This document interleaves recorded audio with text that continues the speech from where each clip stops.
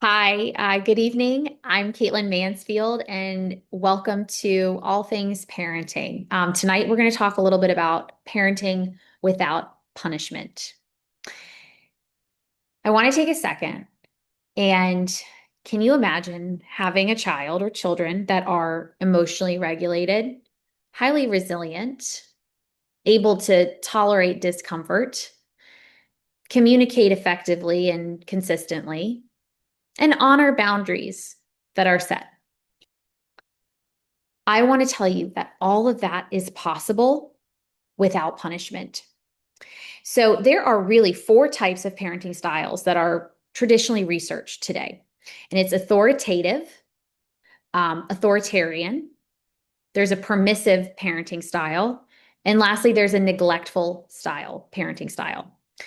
And for the sake of today's video, I'm going to spend a few minutes talking about the authoritative parenting style, which is similar and somewhat synonymous with the positive discipline parenting style. And my goal today is really to teach you just a little bit about this parenting style so that you can walk away with tangible tools to implement into your relationship with your child and walk away feeling a little bit more equipped and empowered in your wonderful and unique role as a parent or caregiver. So there are two components to the authoritative parenting style. There's warmth, or it's traditionally called responsiveness. And what that really means when you have high responsiveness to a child is that there's high warmth, connection, engagement. And then the other part of this parenting style is sometimes called the demanding side of the dynamic. And what that demand means, that high demand, really means to discipline or to teach, to set boundaries, to set expectations. And so this parenting style has high responsiveness and a high demand. And what's really interesting is there's actually a lot of research out there that talks about the benefits of this particular type of parenting style. And I want to help you better understand what the preschool children, what the research shows about those preschool children who are parented under the authoritative parenting style. And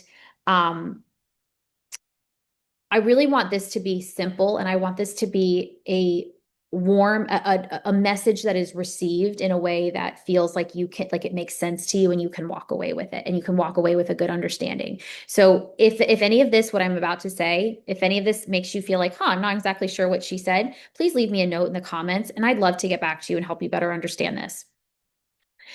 So I'm going to dive right into sort of the crux of this research, which is children that are parented under the authoritative parenting style had really low, there was a trifecta here of three things that came out in this research.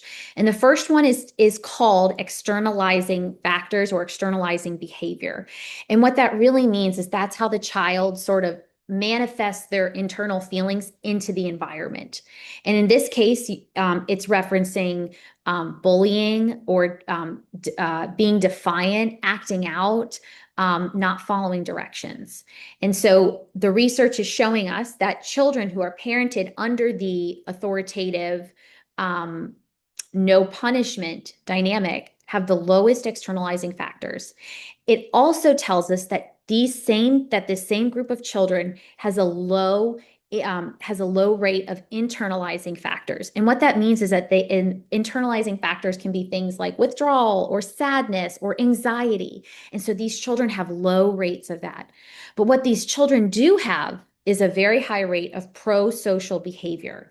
And this research that's noted by an objective party like teachers that are observing this in a classroom is that these children have high pro-social behavior. And that can look like different things for different ages, but it might look like patting a friend on the back or giving them a hug if they see them crying, or missing mommy, for example, and they need a friend to comfort them. It might look like sharing their toys. It might look like collaboration. It might look like following rules, asking questions, really demonstrating just the cooperation there.